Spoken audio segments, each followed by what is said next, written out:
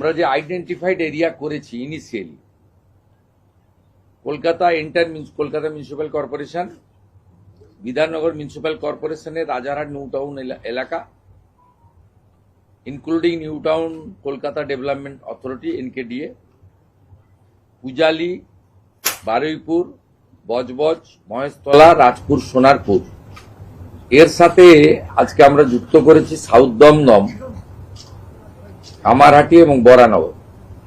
R part of HMC, part of Bally, মূলত গঙ্গার পাশে যেগুলো আন্ডার কনস্ট্রাকশন আছে সেটা উমেশ রাই, UDMA, HMC তারা কথা বলে আইডেন্টিফাই করবে ওয়ার্ডগুলো। সেখানেও কিন্তু আন্ডার কনস্ট্রাকশন গুলোর ক্ষেত্রেই বলা হয়েছে রেল, মেট্রো রেল, আমাদের সরকারি যে কাজ, কোর্টের যে কাজ, NH এর কাজ, স্টেট হাইওয়ে ডেভেলপমেন্ট কর্পোরেশনের কাজ বা অন্যান্য যে সমস্ত সেন্ট্রাল এবং স্টেট গভর্নমেন্টের যে কাজ রয়েছে সেই কাজকে এর আওতার বাইরে রাখা হয়েছে। এখানে প্রশ্ন উঠতে পারে যে 31শে জুলাই পর্যন্ত সব বন্ধ থাকবে, না যখন যে এলাকা, যে ওয়ার্ড, তার প্ল্যান এবং ফিজিক্যাল স্ট্রাকচার স্পেশাল অডিট করার পরে ক্লিয়ারেন্স হয়ে যাবে তারা ছাড়পত্র পাবে। এখানে পরিষ্কার বলে রাখা দরকার,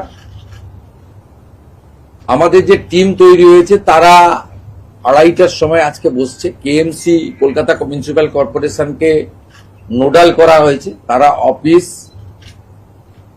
ইঞ্জিনিয়ার, সার্ভেয়ার, সয়েল টেস্টের এক্সপার্ট, পুলিশও লোক দিয়ে দিয়েছে, কলকাতা পুলিশ, যেখানে দরকার রাজ্য পুলিশ হেল্প করে দিবে।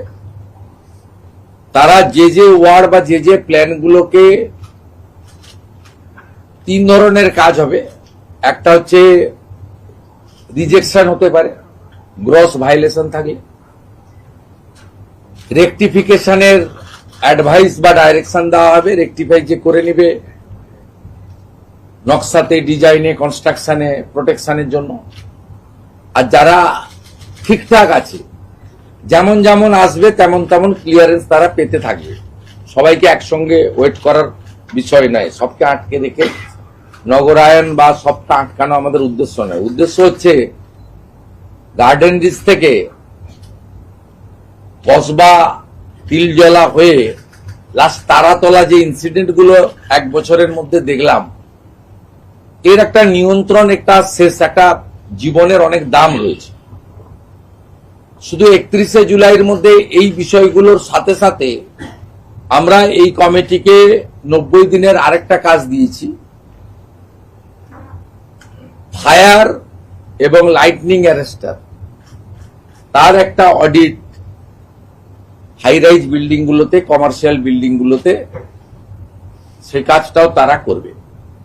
এটা খুব এসেন্সিয়াল, কারণ তিলজলার ঘটনাটার সঙ্গে ফায়ারের অ্যারেঞ্জমেন্ট, ইকুইপমেন্টস এবং ফায়ার লাইসেন্সের কোশ্চেন রিলেটেড ছিল। আর গার্ডেন রিচ আর তারাতলার ক্ষেত্রে গার্ডেন রিচে তো প্ল্যানই ছিল না, আর এখানে ডিফেক্টিভ প্ল্যান ছিল, সুপারভিশন ছিল না। তার ফাইন্ডিংস কমিটিও বলবে। আমরা ইনিশিয়ালি যা পেয়েছি, উই আর নট ইঞ্জিনিয়ার, সেটা আপনাদের কাছে আমি বলে দিলাম। দুটো জিনিস ক্লিয়ার করে দিলাম। রেসিডেন্সিয়াল বিল্ডিং এর ক্ষেত্রে হাই রাইজ কাকে বলবে? G+5, clear.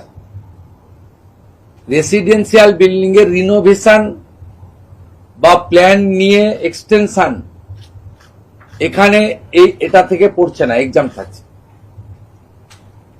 রেসিডেন্সিয়াল বিল্ডিং এর এক্সামশন মানে রিনোভেশন, সংস্কার, অথবা ধরুন কেউ তার একটা পোর্শন, বারান্দা ভেঙে গেছে, সিঁড়ি ড্যামেজ হয়েছে, বা নতুন কিচেন, টয়লেট বানাতে চাইছেন, তার প্রেজেন্ট বিল্ডিং এর সঙ্গে এক্সটেনশন, পারমিশন নিয়েছেন যা নিতে হয় কর্পোরেশন থেকে, বা রিনোভেশনের অনেক ক্ষেত্রে পারমিশন লাগে না, নিজেরা করতে পারেন, এক্ষেত্রে কিন্তু এটার আওতার বাইরে থাকছে। দয়া করে কনফিউশন ছড়াবেন না।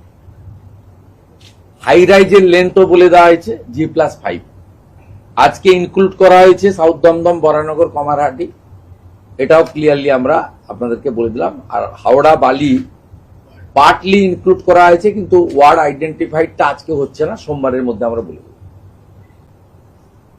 এক্ষেত্রে আপনার ওই যেগুলো গর্ত করে রেখেছেন, সাইট খুলে রেখেছেন, আর ওই ডেঙ্গুর জল জমা, এই বিষয়গুলো ক্লিয়ার একটা অ্যাডভাইসারি, আমি বলবো না, ডাইরেকশন প্রিন্সিপাল সেক্রেটারি UDM এ দেবেন ফর দিস এরিয়া।